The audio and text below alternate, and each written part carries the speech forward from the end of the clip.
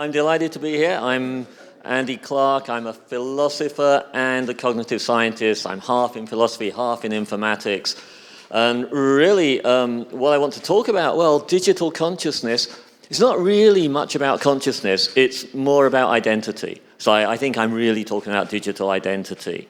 It seems to me possible, actually, that consciousness depends on the biological brain in some deep way, but I'm not sure that the other stuff does.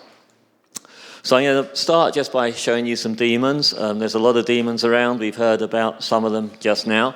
What I want to do is sort of drop a kind of pebble in the pond here, and I think what it should do is simultaneously make us more scared of the demons and more kind of uplifted about the possibilities. So that's kind of the idea. Oh, that was pink in my version, and it's come out white. I wonder if all my pink's gone white. But anyway, so there are lots of worries about the electronic erosion of the human mind. You might think that your GPS is kind of shrinking your hippocampus and that you're no longer a good wayfinder. You might think that your attention span is being shrunk and shrunk. You might think that you're overestimating how much you know. There's been some interesting studies showing that if people have access to the internet and they answer a few questions and they're asked how well they'll do in an unaided quiz situation, people overestimate how well they do without those resources when they've been used to having them around. In a way, not so surprising, because you're kind of used to having them around. So, I guess that the pebble I want to throw in the pond is the idea that your mind may not be quite where you thought it was anyway, and that these issues look very different if you start to take that seriously. I don't expect in 10 minutes to convince anyone to take this idea seriously. I've been trying to get people to take it seriously for about, getting on for 15 years, something like that, maybe longer. But there's a general thought here, which is something like you don't have to start with a kind of biological individualism. You don't have to think that you're your brain. You don't even have to think that you're the biological organism. So the idea that I've been pushing around, started off with David Chalmers back in 1998, is the idea that we might be extended minds. That's to say, minds and persons whose boundaries are really pretty fuzzy. And actually, I guess what I want to do is kind of invite us to sort of embrace the fuzziness in some way. So what is an extended mind? An extended mind is just a mind that is kind of, whose machinery is spread out across brain, body, and world. So it's important that it's about the machinery of mind. You might think, minds aren't anywhere. It's kind of like asking where the timekeeping is in the clock. But you can ask where the machinery of the clock is. And so this is a question about where the machinery of the mind is. So, if I suggested it might be spread across the brain-body-world boundary, you might think that's a kind of crazy thing to think. But actually, I think it's a very, very human thing. I think basically this is not all about, new technologies. It's not about becoming really full-on cyborgs with implants or Terminator. It's much more about, I think, the kind of thing that is maybe most distinctive about us as human beings. I think it's our kind of basic human nature, that we are just extremely good at kind of spreading our boundaries as minds and persons. I think we see it in all these cases. When you are communicating ideas, you gesture. And those gestures have been shown in a lot of fantastic work by Susan Goldin Meadow to be part and parcel of the process of thinking your ideas through in a communicative context. So if you make kids sit on their hands, they can't explain to you how they solved a math problem as well as they could if they're allowed to gesture. Blind people, blind from birth, talking to other people who they know to be blind on the phone, will gesture. So the gestures are, they're not about communication. These kind of spontaneous gestures seem to be part of thinking in a communicative context. Maybe the easiest examples are things like architects that came up before. An architect, if she's working on a design, might loop again and again through pen, paper, software applications, other people. All of these loops are maybe part and parcel of the process of her thinking. These are the notes of Richard Feynman, the famous physicist. And, Feynman was asked once by a historian, said something like, these are your notes, you did all the thinking in your head though, and this is a record of it. And Feynman said, no, it's not just a record, it's working.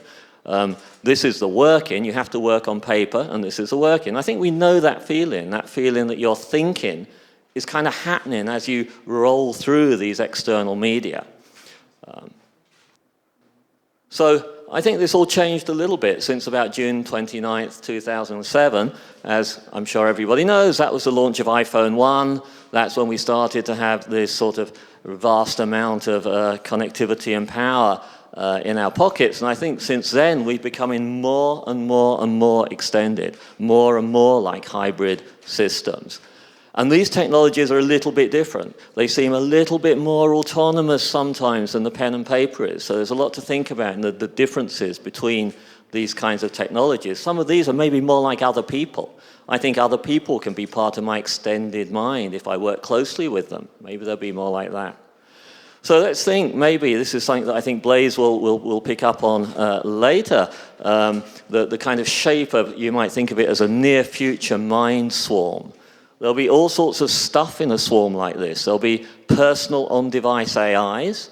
There'll be biosensitive wearables. This is a spider dress by Anouk Whitbrecht. The spider dress senses what's going on around you, and if someone approaches too fast into your personal space, it will kind of go whoosh, try and get them away. If someone approaches slowly into your personal space, it might wave around a bit.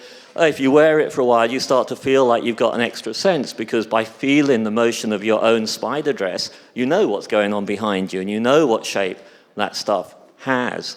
And spider dress 2 is actually monitoring the biological state of the wearer and can start to factor that in. So, you know, it's just an early example, but I think we're going to see more and more things like that. And of course, all of this is going to operate against a backdrop which is more and more intelligent, more and more stuff woven into the worlds that we move around in. And again, I think we are, you know, the idea that we're not that separate from our environments is not a new one either. If you take Alzheimer's sufferers and move them out of their home environment, their capacities to function just plummet. And there's a real sense in which that's perhaps a bit like inflicting extra brain damage on them. So I think we should take care of our environments too. And we'll probably have multiple digital identities as we move through these new spaces. So if you think about some bits of the mind swarm, I think they'll have an interesting profile. Maybe they come online quite early. They learn about you, bio-you. They learn about your projects, but they contribute to your projects. They bring you ideas. They're robust, reliably available, constantly running in the background.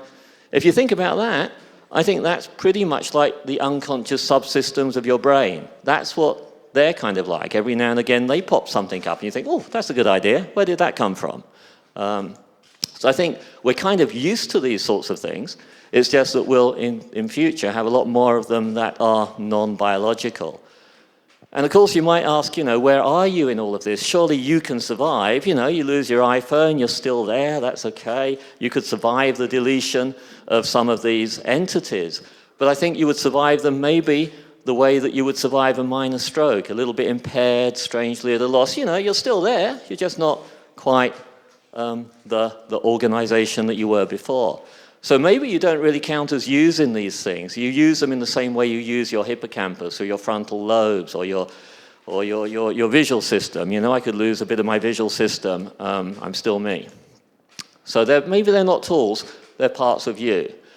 So if you took that seriously, you might have to ask, so where is your mind? And that's a question that I don't really want us to try and answer. I think we should kind of think like Susan Hurley thought, who died far too young. Susan Hurley suggested many years ago that we might be thought of as dynamic singularities, if you like, a sort of swirl of opportunity and resource that gathers stuff up as it moves around, drops stuff off, gathers new stuff up, but it's an ongoing rolling process, and that process is you. So I think a good comparison might be with the gut microbiome. It's a kind of shifting, variable thing. It's genetically non-human. More than 50% of your body cells are non-human, and yet they seem to be incredibly important to you being a well-functioning you. So maybe it'll be like that, the sort of AI-ome, if you like. So maybe, you know, this is just getting to the sort of point of this, the idea, maybe we should just celebrate this, not really be scared about it, or at least be scared about it in just the right ways, which I'll end on in a moment. In general, I think, if we embrace this fuzziness, then we'll take more care of our worlds, we'll take more care of other people, we'll take more care of our tools, because we won't know quite where we end and all of these other things begin. So I think this would have lots of effects. It should affect our laws. For example, invasive search of electronic media is going to be a lot like invasive search of your brain. It should affect our rights. There's some interesting work out there on the right to freedom of thought.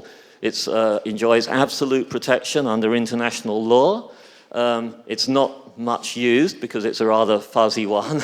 But you know, what does bits of that look like if you take these ideas seriously? You know, the right not to have one's thoughts manipulated, that's going to look like a very interesting right if you think that you're an electronically extended mind. Should certainly affect our policies to ensure equal opportunity and access for everyone. It should affect education. Maybe there should be less testing of the kind of naked or semi-naked biocore. And I've done a little bit of work on new intelligence tests that might be more appropriate. I think above all, it's a sort of a call for a new epistemology. Epistemology is the theory of knowledge in philosophy. And, you know, what are you going to install in the biocore? It looks to me like what you want to install in it is roughly good ecosystem management. That will be the primary job of the biocore. We need to install meta skills of determining what sources to trust, how to test our own estimates of what sources to trust, what actions to devolve to the digital swirl around us, and so on. So I think there's really an opportunity here for a new epistemology. Of course, we won't be doing all of that using our biocores. We need new infrastructures that help us to do that. And so we need infrastructures that, if you like, help deliver transparency, reliability, and trust. And that's got to be hugely important. That should be as basic a human right as safe drinking water. Click. So, last words. Oh, that came in the wrong order. Okay. Anyway, the idea here is that okay, that was all supposed to be uplifting, hey, this is good stuff, but at the same time, the dark side just got an awful lot darker. So if we get this stuff wrong, what we're in effect doing is building ourselves a bad digital unconscious, one that instead of extending our minds and protecting our freedom of thought, cares only about things like click rate, shows us only the kind of news that we want to see. That, of course, will be a very bad kind of digital unconscious to have. So getting all this right, I think, really is the difference between a kind of extended mental health and a kind of electronic psychosis. Yesterday's digital consumers are tomorrow's digitally extended minds, so be careful. You are what you eat. That's the end.